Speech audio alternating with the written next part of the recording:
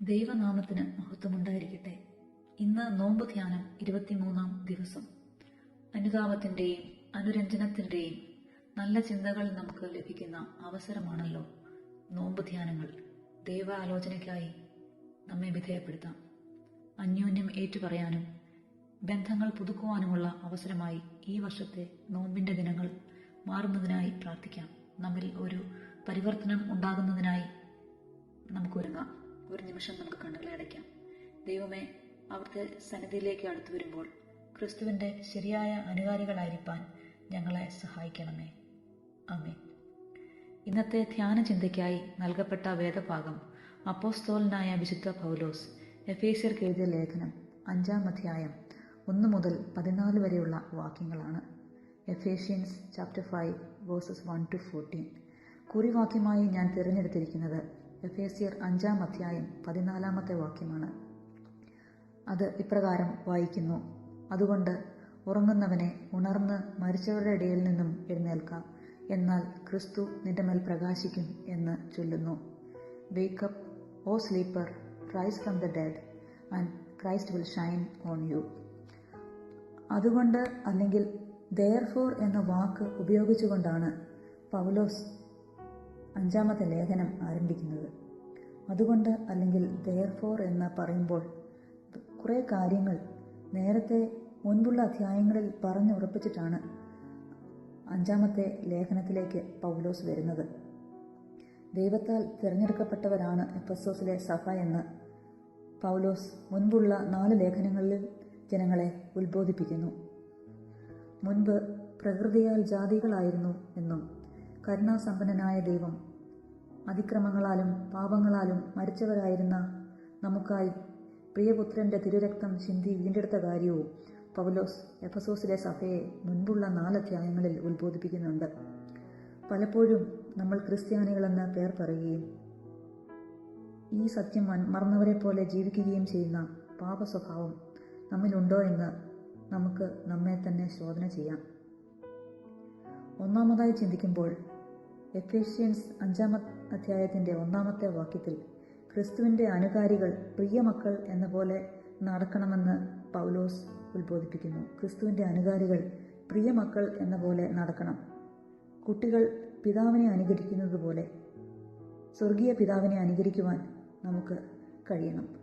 അതിന് നമുക്ക് കഴിയുന്നുണ്ടോ എന്ന് നമ്മെ തന്നെ ഒന്ന് ശോധന ചെയ്യാം. ദൈവത്താൽ തിരഞ്ഞെടുക്കപ്പെട്ടവരാണ് നമ്മൾ. അവിടുത്തെ പരിശുദ്ധാത്മാവിനാൽ മാമോദീസായിലൂടെ മുദ്രയിടപ്പെട്ടവരാണ് നമ്മൾ എന്ന സത്യം നമ്മൾ എപ്പോഴും ജ്വലിക്കുവാൻ ഇടയാകട്ടെ. രണ്ടാമതായി ചിന്തിക്കുമ്പോൾ ദൈവത്തിന്റെ ചില ക്വാളിറ്റീസ് നമ്മൾ ഉണ്ടായിരിക്കണമെന്ന് പൗലോസ് ആഗ്രഹിക്കുന്നു. ദൈവം സ്നേഹമാകുന്നു. ക്രിസ്തു മാനവരാശിയെ സ്നേഹിച്ചതുപോലെ ചുറ്റുമുള്ളവരെ മാനദണ്ഡങ്ങൾക്ക് അതീതമായി സ്നേഹിക്കുവാൻ പൗലോസ് 5-ാം അധ്യായത്തിൽ ആഹ്വാനം ചെയ്യുന്നുണ്ട്. നമ്മൾ ദൈവത്തെയും ചുറ്റുമുള്ളവരെയും സ്നേഹിക്കുന്നവരാണോ എന്ന് ഈ നോമ്പിന്റെ ദിവസങ്ങളിൽ ഒന്ന് ശോധന ചെയ്യാം.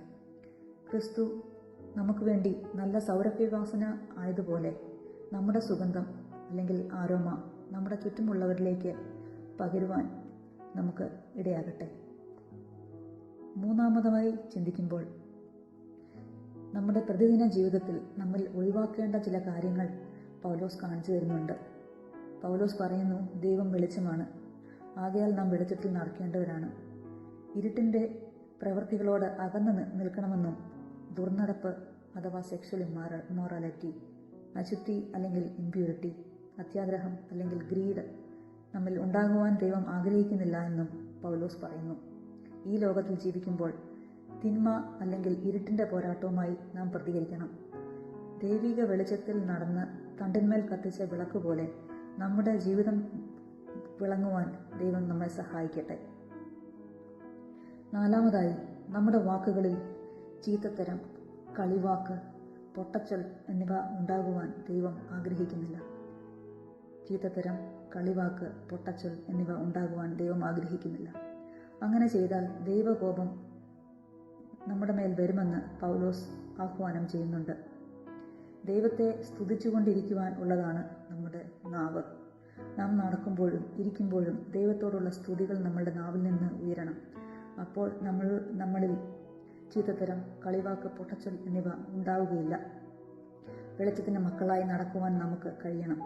ദൈവത്തിൻ്റെ അനുകാരികളായിരിക്കാൻ നമുക്ക് കഴിയണം. നമ്മുടെ കുറിവാക്യത്തിലേക്ക് തിരിച്ചു വരാം. നാമധേയ ക്രിസ്ത്യാനിത്വമാണ് നമ്മൾ ഉണ്ടെങ്കിൽ, ക്രിസ്തുവിൻ്റെ സ്വഭാവങ്ങൾ നമ്മളിൽ ഇല്ല എന്നുവരികിൽ, ഉറക്കത്തിൽ നിന്ന് ഉണരുവാനും പുതുക്കം പ്രാപിക്കുവാനും കുറിവാക്യം നമ്മെ ഓർപ്പിക്കുന്നു. ദൈവത്തിൻ്റെ ചില ക്വാളിറ്റീസ് നമ്മിലുണ്ടാകുവാനായിട്ട് പൗലോസ് നമ്മളെ ആഹ്വാനം ചെയ്യുന്നു. ദൈവത്തെ അനുകരിക്കുന്നവരാകുവാനും, മറ്റുള്ളവരെ ദൈവം സ്നേഹിച്ചതുപോലെ സ്നേഹിക്കുവാനും, ഇരുട്ടിൻ്റെ പ്രവൃത്തികളോട് അകന്നു നിൽക്കുവാനും, വെളിച്ചത്തിൻ്റെ മക്കളായി ജീവിക്കുവാനും, ഇരുട്ടിൻ്റെ പ്രവൃത്തികളോട് അകന്നു നിൽക്കുവാനും ഒക്കെയും നമ്മെ സഹായിക്കട്ടെ. ഈ 50 നോമ്പിൻ്റെ ദിവസങ്ങൾ ലോകത്തിൽ ജീവിക്കുന്ന സാക്ഷികളായിരിക്കാൻ ദൈവം നമ്മളെ സഹായിക്കട്ടെ. നമുക്ക് ദൈവത്തിങ്കിലേക്ക് കൂടുതലായി അടുക്കാം. ദൈവം അതിനായി നമ്മളെ എല്ലാവരെയും സഹായിക്കുമാറാകട്ടെ. ആമേൻ.